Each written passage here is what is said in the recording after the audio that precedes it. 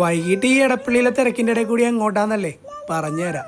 അതിനു മുമ്പ് ഇതാണ് രാംജിത്ത്, ഞങ്ങളുടെ സ്വന്തം രാമു. ആള് ചെറിയ നാണക്കാരനാണ്, പിന്നെ ഒരു മറൈൻ എഞ്ചിനീയറും കൂടിയാണ് കേട്ടാ. കാണാനൊരു ലുക്കില്ലെന്നേ ഉള്ളൂ, ഭയങ്കര ബുദ്ധിയാ. ചെക്കന് നാളെ കപ്പലിൽ പോകുമ്പോ കൂട്ടാനായിട്ട് കുറച്ച് ഡ്രസ്സും സാധനങ്ങളും എടുക്കാനായിട്ട് ഇറങ്ങിയതാണ്. അതിനെ കുറിച്ചാണ് ഈ വീഡിയോ. അതിനായിട്ട് ആദ്യം നമ്മൾ വന്നേക്കണത് എടപ്പള്ളി പത്തടിപ്പാലത്തുള്ള റെഡ് ടേപ്പിലാണ്. കഥവും തള്ളി തുറന്ന് കയറിയപ്പോ ദേ വിശാലമായ ഷൂ ഏരിയ. അത് കണ്ടപ്പോ വീഡിയോ എടുക്കാൻ മറന്നുപോയി. കണ്ണി കണ്ട ഷൂസ് എല്ലാം ഇട്ട് നോക്കിയതേ. ഫൈനലി ദിവൻ അങ്ങോട്ട് പോകും. പിന്നെ അവിടെ തന്നെ ഒരു 3 സെറ്റ് സോക്സ് കൊടുത്തു. ഇനി അടുത്ത ഡെസ്റ്റിനേഷനിലേക്ക് അവിടെ നിന്ന് നമ്മൾ പോണത് ദേ എടപ്പള്ളി ടോളിലുള്ള ഈ കോട്ടൺ ഫാബിലേക്കാണ്. അവിടത്തെ ഡോറും തള്ളി തുറന്ന് നേരെ ഫസ്റ്റ് ഫ്ലോറിലേക്ക്. അവിടെ നിന്നാണ് നമ്മൾ ഡ്രസ്സ് എടുക്കുന്നത്. ഇവിടെ വന്നതിന്റെ മെയിൻ ഉദ്ദേശം എന്ന് പറഞ്ഞാൽ ഉമ്മാരെടുക്കാനാ.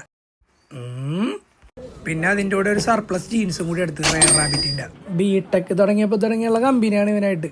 ഇവൻ മാത്രമല്ല വേറൊരു 17 പേരും കൂടി ഉണ്ട്. എല്ലാരും വഴിയെ കാണിച്ചു തരാം. അങ്ങനെ കഥയൊക്കെ പറഞ്ഞ് നമ്മൾ അടുത്ത ഡെസ്റ്റിനേഷനിൽ എത്തിയിട്ടാ. സുദ്യോ ഉണ്ടോ നമ്മുടെ ഫൈനൽ ഡെസ്റ്റിനേഷൻ. എന്റെ അഭിപ്രായത്തിൽ ബഡ്ജറ്റ് ഫ്രണ്ട്ലി ആയിട്ട് ഫുഡ് വേഴ്സ് എടുക്കാൻ ഏറ്റവും ബെസ്റ്റ് പ്ലേസ് സുദ്യോ ആണ്. ഇവിടെ നിന്ന് അവനൊരു ക്ലോഗും ഒരു സ്ലൈഡറും പിന്നെ ആശപ്പുറത്ത് ഒരു ഷർട്ടും എടുത്തു. വന്ന സ്ഥിതിക്ക് ഞാൻ ഒരു സ്പ്രേയും എടുത്തു. പുറത്തിറങ്ങി എച്ചാനമി കയറണോന്ന് ചോദിച്ചപ്പോ ഭാഷാ സ്റ്റൈലൊരു ഡയലോഗ്. അങ്ങനെ പുറത്തിറങ്ങി ഒരു ചായയും പിടിപ്പിച്ച് ഞങ്ങൾ പിരിഞ്ഞു. ചെലവ് എന്തെങ്കിലും ഇങ്ങനെയാണ്. അപ്പൊ അടുത്ത വരവിന് കാണാന്ന് പറഞ്ഞ് ചെക്കൻ്റെ രാറ്റയും കൊടുത്ത് പറഞ്ഞു വിട്ട്. അപ്പൊ ശരി.